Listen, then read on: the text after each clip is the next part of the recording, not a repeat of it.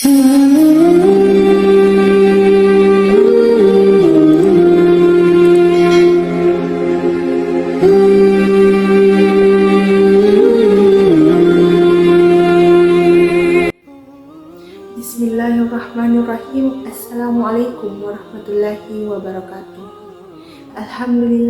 Alhamdulillahi rabbil alamin. Wassalatu wassalamu ala asyrafil anbiya'i wal mursalin. Wala hawla wala quwata illa billahil alil azim, amma ba'd.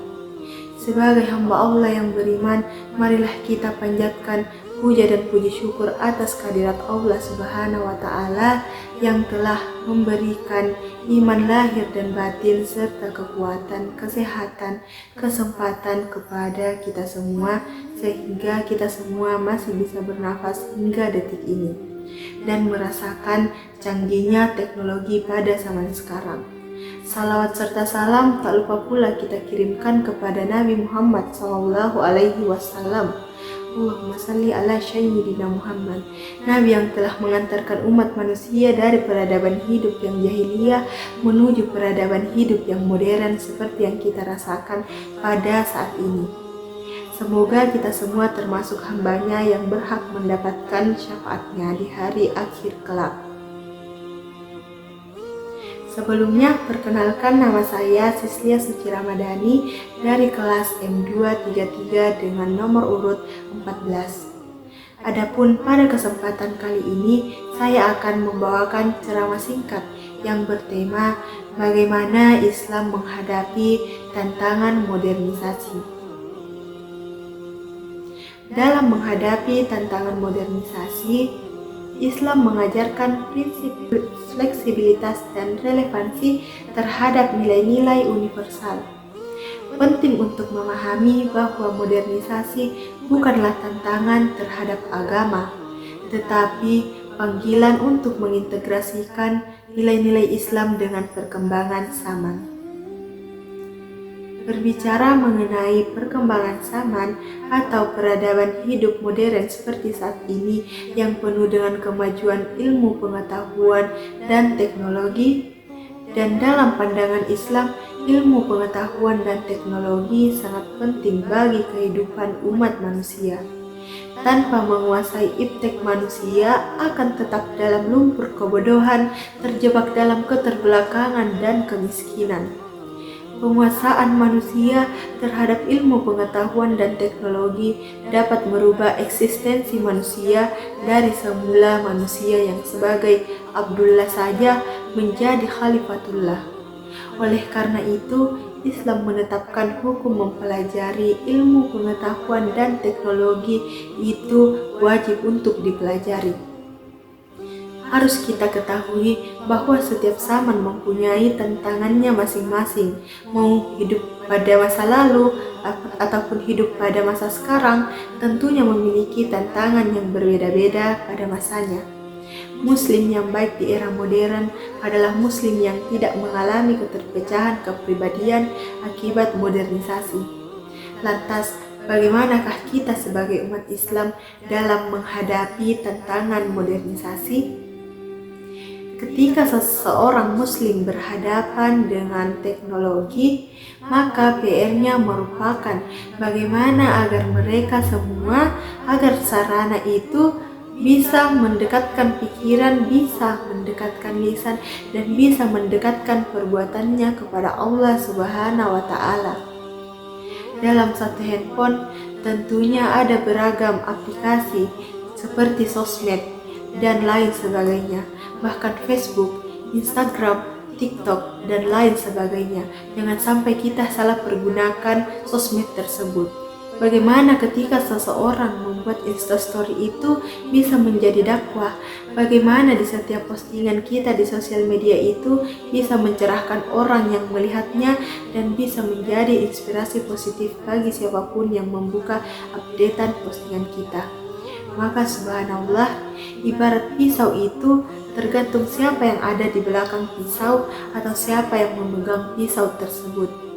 Kalau yang memegang pisau itu adalah seorang ibu, pasti akan positif dan hasilnya pun akan baik.